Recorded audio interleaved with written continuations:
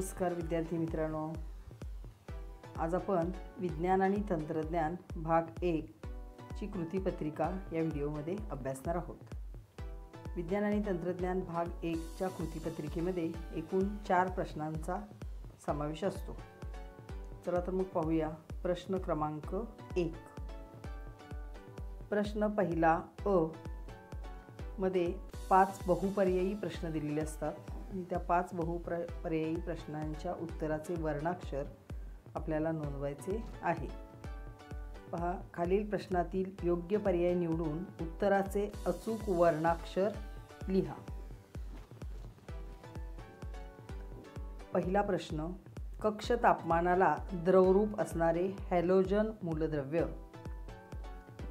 तर कक्ष तापमानाला द्रवरूप अवस्थेमध्ये असणारे हॅलोजन हे मूलद्रव्य आहे ब्रोमीन।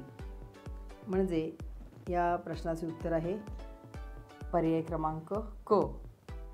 पितळी भांड्यावर क्षरणामुळे हिरवट थर जमा होऊ नये म्हणून खालीलपैकी कोणती क्रिया करा। त्या ठिकाणी 4 क्रिया दिलेल्या आहेत: विलेपन, धनाग्रीकरण, कथिलीकरण आणि संमिश्रीकरण। तर पितळी भांड्यावर क्षरणामुळे हिरवट थर जमा होऊ नये म्हणून कथिलीकरणाची क्रिया केली जाते। याचंही उत्तर आहे पर्याय क। खाली दिलेल्या कार्बनी संयुगांच्या रासायनिक अभिक्रियेचा प्रकार ओळखा। CH4 म्हणजेच मिथेन प्लस Cl2 यांची प्रकाशामध्ये जर अभिक्रिया केली तर CH3Cl प्लस HCl ही उत्पादिते आपल्याला मिळतात। तर ही प्रतियोजन अभिक्रिया आहे, म्हणजे उत्तर आहे पर्याय ब। पुढील प्रश्न, बर्फात टिंबटिंब मिसळून बर्फाचे तापमान 0°C पेक्षा कमी करता येते। तर बर्फामध्ये मीठ मिसळून बर्फाचे तापमान 0°C पेक्षा कमी करता येते। उत्तराचं वर्णाक्षर आहे क। बहिर्गोल भिंगाचे नाभी अंतर काढताना मिळणारी प्रतिमा टिंबटिंब असते। तर बहिर्गोल भिंगाचे नाभी अंतर काढताना जी प्रतिमा मिळते ती उलट व वास्तव असते। याचं वर्णाक्षर आहे क। आता ही उत्तरे उत्तरपत्रिकेमध्ये कशी नोंदवायची आहेत पहा। प्रश्न पहिला अ मधला पहिला पर्याय 1चं वर्णाक्षर आहे क, दुसऱ्याचंही आहे क, तिसऱ्याचं ब, 4 आणि 5चं अनुक्रमे क। तर फक्त उत्तराचं योग्य वर्णाक्षर तुम्हाला नोंदवायचं आहे, पूर्ण वाक्य लिहिण्याची गरज नाही। पुढील प्रश्न पहिला ब। प्रश्न पहिला ब हा सुद्धा सक्तीचा असतो। यामध्ये 5 प्रश्न दिलेले असतात आणि 5 प्रश्नांना 5 गुण असतात। सूचना काय आहे पहा, खालील प्रश्नांची सूचनेनुसार उत्तरे लिहा। म्हणजे प्रत्येक उपप्रश्नामध्ये सूचना दिलेली असते। पहिला उपप्रश्न, सहसंबंध ओळखा। नाभी अंतर मीटर, भिंगाची शक्ती आणि पुढे आपल्याला रिकामी जागा दिलेली आहे। आता या ठिकाणी नाभी अंतराचं मीटर हे एकक आहे, म्हणजेच भिंगाची शक्तीचं एकक आपल्याला लिहायचं आहे आणि ते एकक आहे डायऑप्टर। तर ते या ठिकाणी नोंदवायचं आहे। एका वाक्यात उत्तर लिहा। उजव्या हाताच्या अंगठ्याचा नियम लिहा। आता उजव्या हाताच्या अंगठ्याचा नियम लिहायचा आहे, त्याला 1 गुण असल्याने या ठिकाणी आकृती दाखवलेली आहे ती फक्त तुमच्या माहितीसाठी आहे। 1 गुणासाठी आकृती काढण्याची आवश्यकता नाही। आता या ठिकाणी नियम काय आहे पहा, अशी कल्पना करा की सरळ विद्युत वाहकाला तुम्ही उजव्या हातात पकडले आहे। या ठिकाणी उजव्या हातामध्ये सरळ विद्युत वाहक पकडलेला आहे। ते अशा रीतीने की अंगठा विद्युतधारेच्या दिशेने तारेवर स्थिरावला आहे। पहा, या ठिकाणी अंगठा तारेवरती काय केलेला आहे, स्थिरावलेला आहे। तर मग तुमची बोटे विद्युत वाहकाभोवती गुंडाळा। तर आकृतीत दाखवल्याप्रमाणे बोटे विद्युत वाहकाभोवती गुंडाळलेली आहेत। बोटांची दिशा हीच चुंबकीय क्षेत्राच्या बलरेषांची दिशा होय। तर वाहकाभोवती गुंडाळलेली जी बोटे आहेत या ठिकाणी चुंबकीय क्षेत्राची बलरेषा दाखवलेली आहे। तर अंगठा हा विद्युतधारेच्या दिशेत असतो आणि गुंडाळलेली जी बोटे आहेत, वाहकाभोवती लपेटलेली बोटे आहेत, तीच चुंबकीय क्षेत्राची दिशा काय करतात, दर्शवितात। तर हा आहे उजव्या हाताच्या अंगठ्याचा नियम। पुढील तिसरा उपप्रश्न, गटात न बसणारा शब्द ओळखा व त्याचे स्पष्टीकरण लिहा. सोडियम, पोटॅशियम, चांदी, सल्फर. यामध्ये वेगळा शब्द आहे सल्फर, कारण सोडियम, पोटॅशियम, चांदी हे धातू आहेत आणि सल्फर हा अधातू आहे. चौथा उपप्रश्न, नावे लिहा. राजधातूंना विरघळवणारे अभिक्रियाकारक. तर आम्लराज हे अभिक्रियाकारक राजधातूंना म्हणजे सोने, चांदी, प्लॅटिनम यासारख्या धातूंना स्वतःमध्ये विरघळवते. पाचवा उपप्रश्न, पुढील विधान चुकी बरोबर ते लिहा. अपाती किरण व अपवर्तित किरण स्तंभिकेच्या विरुद्ध बाजूस असतात. तर हे विधान बरोबर आहे. अपाती किरण आणि अपवर्तित किरण हे स्तंभिकेच्या विरुद्ध बाजूस असतात आणि ते तिघेही एकाच प्रतलात असतात. प्रश्न दुसरा अ. प्रश्न दुसरा अ मध्ये शास्त्रीय कारणे दिलेली असतात. त्यामध्ये 2 शास्त्रीय कारणे आपल्याला सोडवायची आहेत आणि प्रत्येकी 2 गुण म्हणजे एकूण 4 गुण आहेत. 3 पैकी 2 शास्त्रीय कारणे सोडवायची आहेत. पहिलं शास्त्रीय कारण आहे, विजेच्या बल्बमध्ये कुंतल बनविण्यासाठी टंगस्टन धातूचा उपयोग करतात. तर विजेच्या बल्बमध्ये कुंतल बनविण्यासाठी टंगस्टन धातूचा उपयोग केला जातो. याचे कारण काय आहे? तर पहिला पॉईंट, टंगस्टन धातूचा रोध व वितळणांक जास्त आहे. तर तो सुमारे 3422°C इतका असतो. याला 1 गुण आहे. दुसरा पॉईंट आहे, विद्युतधारेमुळे टंगस्टनला उच्च तापमानाला गरम करता येते, त्यामुळे त्यातून जास्त प्रकाश मिळवणे शक्य होते आणि याच्यासाठी 1 गुण आहे. तर शास्त्रीय कारणांची उत्तर लिहिताना पॅरेग्राफने न लिहिता असे पॉईंट टाकून लिहिली की आपल्याला त्याचे पूर्ण गुण मिळणे सहज शक्य होते. पुढील दुसरे शास्त्रीय कारण, सोडियम हा धातू कायम केरोसिनमध्ये ठेवतात.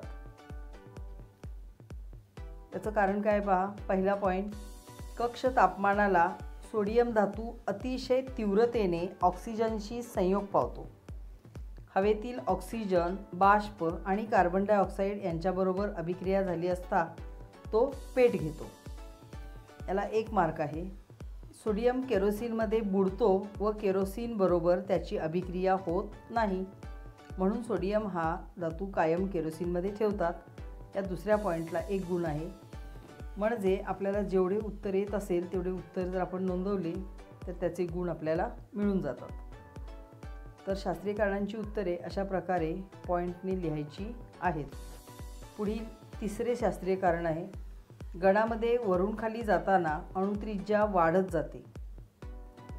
तर याचं कारण काय? तर अणूच्या त्रिज्येवरून अणूचा आकार ठरवला जातो.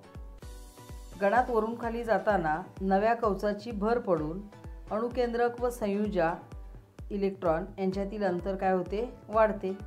कवचाची भर पडल्यामुळे अणुकेंद्रक आणि संयुजा इलेक्ट्रॉनमधील अंतर वाढते. त्यामुळे परिणामी केंद्रकीय प्रभार काय होतो? कमी होऊन संयुजा इलेक्ट्रॉनवरील आकर्षण बल सुद्धा काय होते? कमी होते. म्हणून गणामध्ये वरून खाली जाताना अणुत्रिज्या वाढत जाते व आकारमान सुद्धा वाढते. तर या ठिकाणी या पहिल्या पॉईंटला अर्धा मार्क आहे.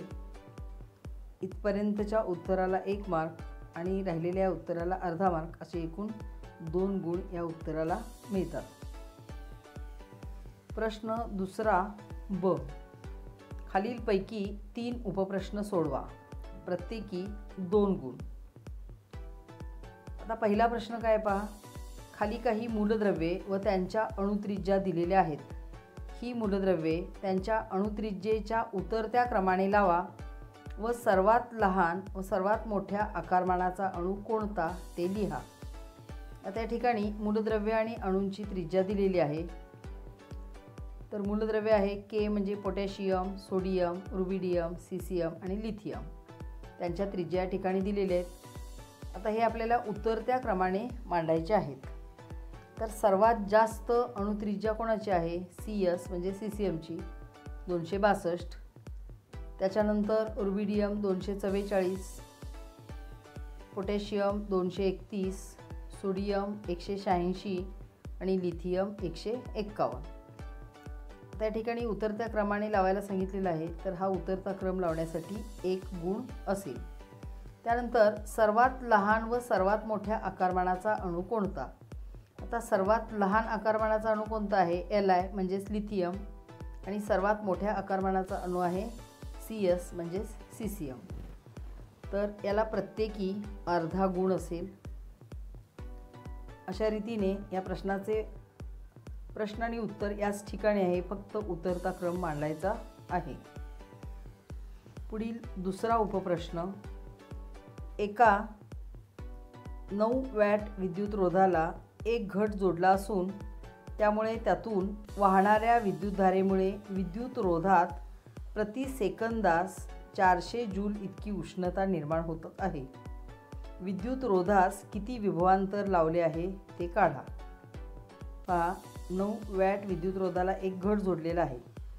त्यातून वाहणाऱ्या विद्युतधारेमुळे विद्युतरोधात प्रति सेकंदास 400 जूल इतकी उष्णता ऊर्जा निर्माण होते आणि आपल्याला विभवांतर काढायचे आहे. आता दिलेली माहिती काय आहे, तर प्रति सेकंद 400 जूल इतकी उष्णता म्हणजेच P बरोबर 400 जूल प्रति सेकंद. आता सूत्र काय आहे? P बरोबर V वर्ग छेद R. तर या सूत्रासाठी अर्धा मार्क राखून ठेवलेला असतो. आपल्याला V ची किंमत काढायची आहे, म्हणजेच V वर्ग बरोबर PR. P ची किंमत आहे 400 जूल प्रति सेकंद आणि R दिलेला आहे 9 वॅट, म्हणजेच V वर्ग बरोबर 400 गुणिले 9. जर दोन्ही बाजूंचे आपण वर्गमूळ घेतले तर V वर्गचे वर्गमूळ V बरोबर 400 गुणिले 9चे वर्गमूळ. तर 400चे वर्गमूळ 20 गुणिले 3, 20 त्रिक 60 व्होल्ट. विभवांतर व्होल्ट या एककामध्ये मोजतात, म्हणजे आपलं उत्तर येणार आहे विद्युतरोधात 60 व्होल्ट विभवांतर लावले आहे. या ठिकाणी तुम्ही वर्गमूळ घेत असताना ही संख्या अशीही लिहू शकता. V बरोबर 400 वर्गमुळात 400 गुणिले 9 किंवा त्याचा घातांक 102, याचा अर्थ त्याचे वर्गमूळ असाच होतो. तर सूत्र लिहून सूत्रामध्ये किमती ठेवायच्या, कारण सूत्राला अर्धा मार्क असतो, त्यामुळे सूत्र लिहिले नाही तर आपले पूर्ण उत्तराचे मार्क जाण्याची शक्यता असते. पुढील तिसरा उपप्रश्न. पुढील संयुगांची रेणुसूत्रे लिहा. या ठिकाणी 4 संयुगे दिलेली आहेत आणि 2 गुण आहेत, म्हणजेच प्रत्येक संयुगाचं रेणुसूत्र लिहिण्यासाठी अर्धा गुण राखून ठेवलेला आहे. क्रायोलाइट, कॉपर पायराइट, स्टॅनिक ऑक्साईड आणि फेरस टंगस्टेट. तर क्रायोलाइटचं रेणुसूत्र आहे Na3AlF6, copper pyrite CuFeS2, स्टॅनिक oxide SnO2 आणि फेरस टंगस्टेट FeWO4. पुढील चौथा उपप्रश्न. इथेनॉलचे उपयोग लिहा. तर इथेनॉल हा एक चांगला द्रावक आहे. त्याचा उपयोग टिंक्चर आयोडीन, तसेच खोकल्याचे मिश्रण अशी औषधे तसेच अनेक बलवर्धकांमध्ये करतात. म्हणजेच इथेनॉलचे उपयोग काय काय आहेत पहा. टिंक्चर आयोडीनमध्ये केला जातो, खोकल्याच्या औषधांमध्ये आणि बलवर्धकांमध्ये सुद्धा इथेनॉलचा उपयोग केला जातो. पुढील 5वा उपप्रश्न. पुढील ओघ तक्ता पूर्ण करा. या ठिकाणी ओघ तक्ता दिलेला आहे. धातुकांच्या सहतीकरणाच्या पद्धती आणि बाजूला 4 बॉक्स दिलेले आहेत, तर तो बॉक्स तसाच काढून घ्यायचा आहे तुम्ही उत्तरपत्रिकेमध्ये. आता धातुकांच्या सहतीकरणाच्या पद्धती कोणत्या आहेत, तर गुरुत्वीय विलगीकरण पद्धत, चुंबकीय विलगीकरण पद्धत, अपक्षालन आणि फेणतरण पद्धत. आता या पद्धती तुम्ही कोणत्याही क्रमाने लिहिल्या तरी चालतात. तर 4 पद्धती लिहिण्यासाठी प्रत्येकी अर्धा याप्रमाणे 2 गुण राखून ठेवलेले आहेत. पुढील प्रश्न क्रमांक 3. पुढील प्रश्नांची उत्तरे द्या, कोणतेही 5. या ठिकाणी प्रश्न 3ऱ्यामध्ये 8 प्रश्न दिलेले असतात, त्यापैकी 5 प्रश्नांची उत्तरे लिहायची आहेत आणि प्रत्येक प्रश्नाला 3 गुण आहेत, म्हणजे 5 त्रिक 15 गुणांचा प्रश्न क्रमांक 3 आहे. त्यातील पहिला उपप्रश्न. केपलरचे नियम लिहा. आता या ठिकाणी केपलरचे नियम लिहा असा प्रश्न आहे. किती नियम लिहा वगैरे सांगितलेलं नाही, परंतु त्या प्रश्नाला गुण आहेत 3, म्हणजे केपलरचे 3ही नियम या ठिकाणी लिहायचे आहेत. आता पहिला नियम. ग्रहाची कक्षा ही लंबवर्तुळाकार असून सूर्य त्या कक्षेच्या एका नाभीवर असतो. दुसरा नियम, ग्रहाला सूर्याशी जोडणारी सरळ रेषा ही समान कालावधीत समान क्षेत्रफळ व्यापन करते. आणि तिसरा नियम, सूर्याची परिक्रमा करणाऱ्या ग्रहाच्या आवर्तकालाचा वर्ग हा ग्रहाच्या सूर्यापासूनच्या सरासरी अंतराच्या घडाला समानुपाती असतो. तर असे केपलरचे तिन्ही नियम या ठिकाणी लिहायचे आहेत. पुढील दुसरा उपप्रश्न, खाली दिलेल्या आकृतीतील मानवी डोळ्याच्या भागांना नावे द्या व त्यांची कार्ये लिहा. या ठिकाणी मानवी डोळ्याची रचना दिलेली आहे आणि 1, 2, 3, 4 असे क्रमांक दिलेले आहेत. जेव्हा क्रमांक दिलेले असतात त्यावेळी आपण क्रमांक लिहून त्या क्रमांकाला जे नाव असेल ते नाव लिहायचे. क्रमांक दिलेले नसतील तर आकृती काढून घेऊन नावे द्यावी लागतात. आता या ठिकाणी पहिला जो क्रमांक दिलेला आहे त्या ठिकाणी नेत्रभिंग आहे. आता नेत्रभिंगाचं कार्य काय, तर नाभी अंतराची सूक्ष्म अदलाबदल करून डोळ्याच्या आतील पडद्यावर वास्तव आणि उलट प्रतिमा तयार करते. तर नेत्रभिंग हे आतील पडद्यावर वास्तव आणि उलट प्रतिमा तयार करण्याचे कार्य करते. 2 नंबर ज्या ठिकाणी दिलेला आहे त्या ठिकाणी नेत्रचेता आहे. आता नेत्रचेता डोळ्यामध्ये काय कार्य करते, तर डोळ्यातील दृष्टिपटलावर तयार झालेले विद्युत संकेत मेंदूकडे पाठविण्याचं काम नेत्रचेता करते. 3 नंबरला आहे दृष्टिपटल म्हणजेच डोळ्यातील पडदा. तर दृष्टिपटल विद्युत संकेत निर्माण करतो आणि दृष्टिपटलाने निर्माण केलेले विद्युत संकेतच मेंदूकडे पाठवण्याचं काम नेत्रचेता करते. 4था क्रमांक ज्या ठिकाणी दिलेला आहे ते नाव आहे बाहुली. आपल्या डोळ्यामध्ये असणारी बाहुली. त्या बाहुलीचं डोळ्यामध्ये कार्य काय, तर डोळ्यात प्रवेश करणाऱ्या प्रकाशाचे नियंत्रण करणे. म्हणजेच प्रकाश जर जास्त असेल तर डोळे मिटले जातात आणि प्रकाश जर कमी असेल तर बाहुलीचा आकार वाढतो आणि ती वस्तू पाहिली जाते. तर डोळ्यातील प्रवेश करणाऱ्या प्रकाशाचे नियंत्रण करण्याचे कार्य बाहुली करते. तिसरा उपप्रश्न, कंसात दिलेल्या पर्यायापैकी योग्य पर्याय निवडून परिच्छेद पूर्ण करा. कंसात दिलेल्या पर्यायापैकी योग्य पर्याय निवडून परिच्छेद पूर्ण करा. आता या ठिकाणी कंसामध्ये पर्याय काय दिलेले आहेत पहा, अधिकतम, कमीत कमी, जास्तीत जास्त, निकट बिंदू, दूर बिंदू, 2.5 सेंटीमीटर आणि 25 सेंटीमीटर. तर असा परिच्छेद पूर्ण करण्यासाठी पाठ्यपुस्तकाचं सूक्ष्म वाचन केलेलं असेल तरच तो आपल्याला पूर्ण करता येतो.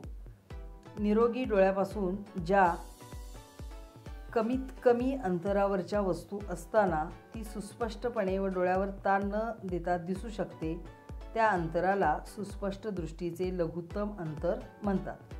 या ठिकाणी सुस्पष्ट दृष्टीचे लघुत्तम अंतर आहे. लघुत्तम अंतर म्हणजे इथं कमीत कमी हा शब्द येणार आहे. व वस्तूच्या त्या स्थानाला डोळ्याचा निकट बिंदू म्हणतात. निरोगी मानवी डोळ्यासाठी निकट बिंदू डोळ्यापासून 25 सेंटीमीटर अंतरावर असतो. डोळ्यापासून ज्या जास्तीत जास्त अंतरावर वस्तू असताना ती सुस्पष्टपणे दिसू शकते त्या अंतराला सुस्पष्ट दृष्टीचे अधिकतम अंतर म्हणतात. वस्तूच्या या स्थानाला डोळ्याचा दूरबिंदू म्हणतात. निरोगी मानवी डोळ्यासाठी दूरबिंदू अनंत अंतरावर असतो. तर अशा रीतीने या ठिकाणी 1, 2, 3, 4, 5 आणि 6 रिकाम्या जागा भरण्यासाठी 3 मार्क आहेत. म्हणजे प्रत्येक रिकाम्या जागेसाठी अर्धा गुण राखून ठेवलेला आहे. पुढील 4था उपप्रश्न, आयनिक संयुगांचे गुणधर्म लिहा. आता या ठिकाणी 3 मार्कांचा प्रश्न आहे. म्हणजे किमान 3 गुणधर्म लिहिणे अपेक्षित आहे. पहा, पहिला गुणधर्म, धन आणि ऋण प्रभारित आयनांमध्ये तीव्र आकर्षणाचे बल असल्यामुळे आयनिक संयुगे ही स्थायी रूपात असून कठीण असतात. दुसरा गुणधर्म, आयनिक संयुगे ठिसूळ असून त्यावर दाब प्रयुक्त केल्यास त्याचे तुकडे करता येतात. आयनिक संयुगांमध्ये आंतररेणवीय आकर्षण बल जास्त असल्यामुळे त्यावर मात करण्यासाठी बरीच ऊर्जा लागते, म्हणून आयनिक संयुगांचे द्रवणांक आणि उत्कलनांक उच्च असतात. चौथा गुणधर्म, आयनिक संयुगे केरोसिन, पेट्रोल यासारख्या द्रावकात अद्रावणीय असतात, म्हणजेच ती केरोसिन, पेट्रोल यासारख्या द्रावकामध्ये विरघळत नाहीत, कारण पाण्यात होते त्याप्रमाणे ह्या द्रावकांमध्ये नवे आकर्षण बल प्रस्थापित होत नाही. पुढील पाचवा गुणधर्म, आयनिक संयुगे पाण्यात द्रावणीय असतात, कारण विचरण होऊन सुट्या झालेल्या आयनांभोवती पाण्याचे रेणू विशिष्ट प्रकारे अभिमुख होऊन रचले जातात. त्यामुळे मूळच्या आंतरेणवीय बलाच्या जागी आयन व त्याभोवतालचे पाण्याचे रेणू यांच्यामधील नवे आकर्षण बल प्रस्थापित होते व आयनिक संयुगांची जलीय द्रावणे तयार होतात. तर विद्यार्थी मित्रांनो, आयनिक संयुगांचे गुणधर्म लिहित असताना मीठ म्हणजेच जाड मीठ किंवा त्यालाच खड्याचे मीठ असेही म्हणतात, हे लक्षात ठेवायचे, कारण मीठ हे म्हणजे सोडियम क्लोराईड NaCl हे एक आयनिक संयुग आहे. तर मिठाचे जे गुणधर्म आहेत तेच गुणधर्म आयनिक संयुगामध्ये आपल्याला आढळतात.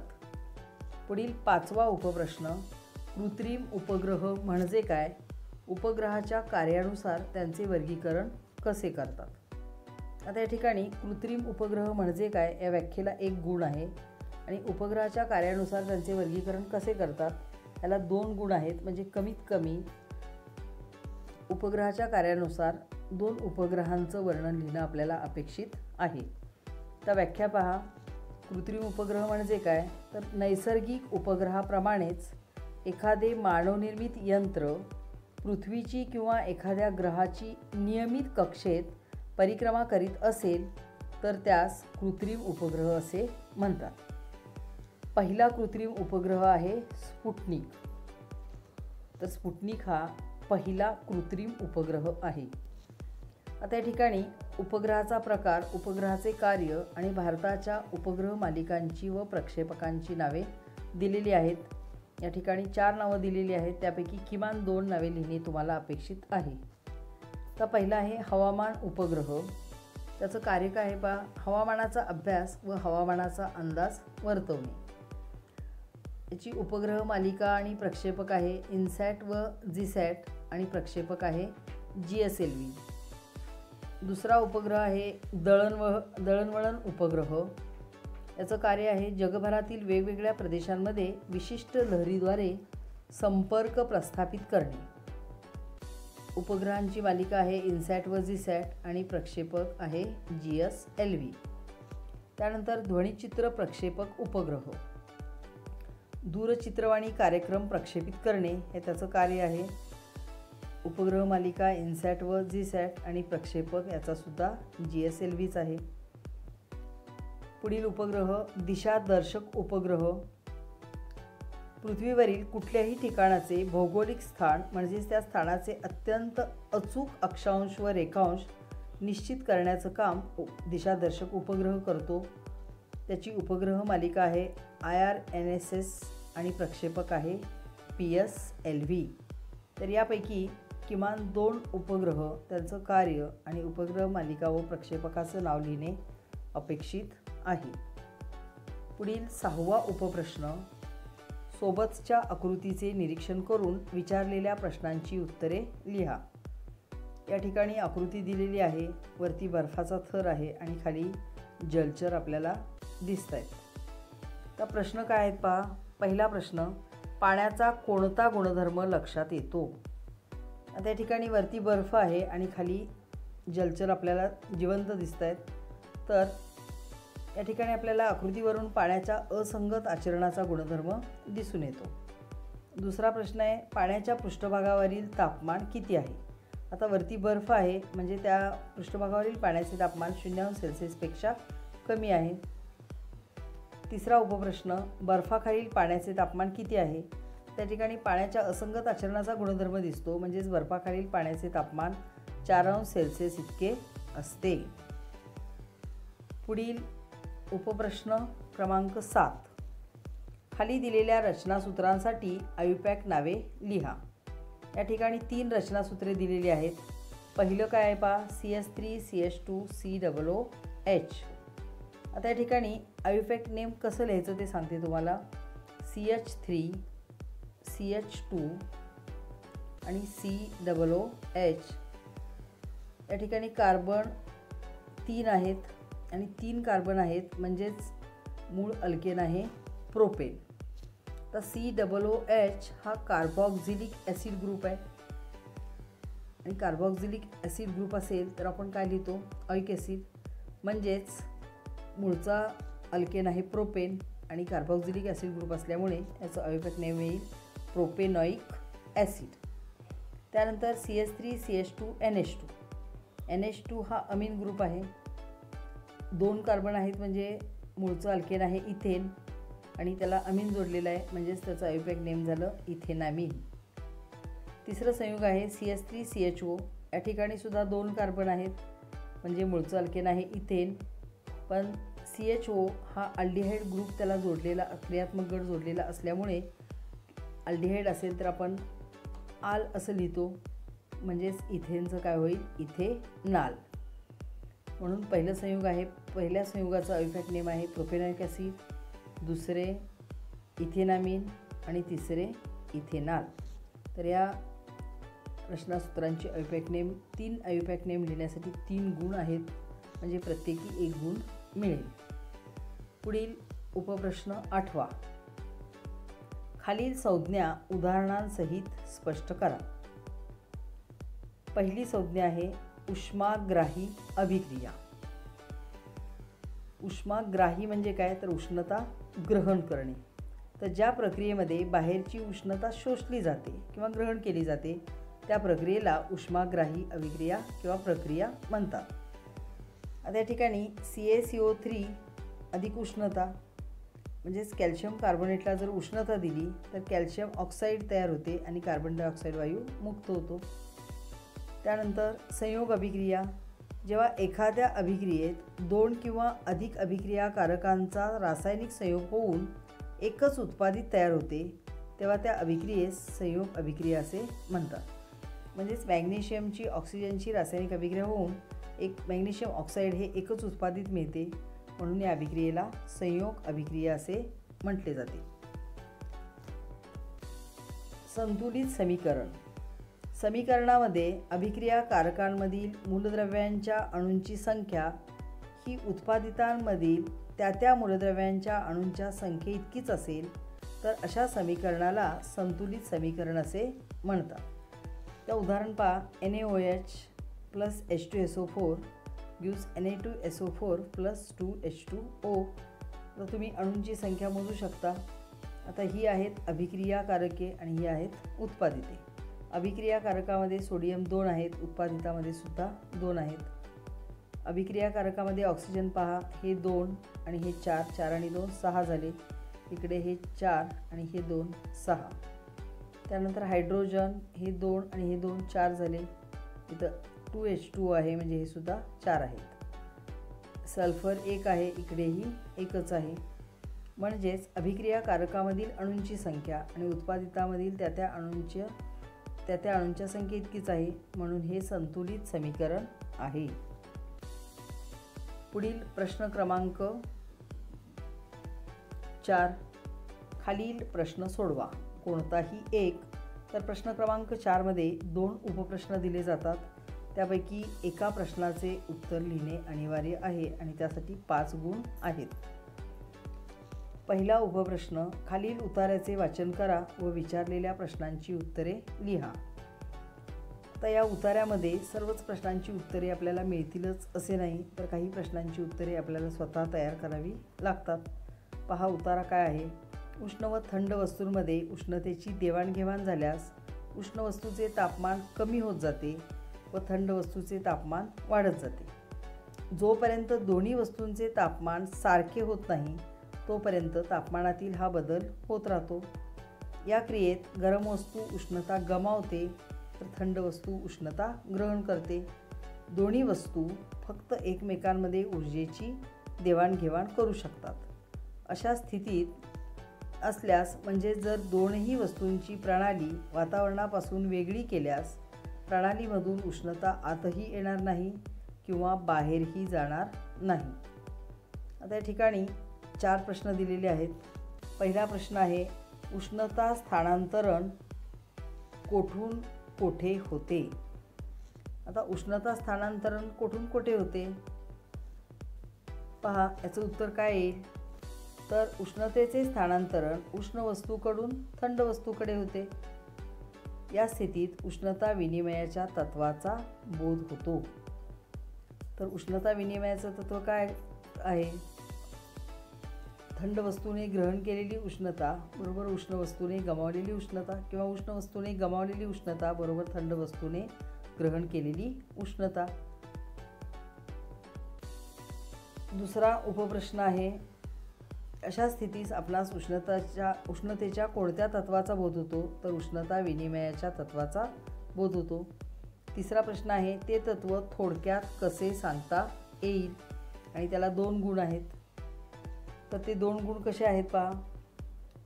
या क्रियेत गरम वस्तू उष्णता गमावते तर थंड वस्तू उष्णता ग्रहण करते.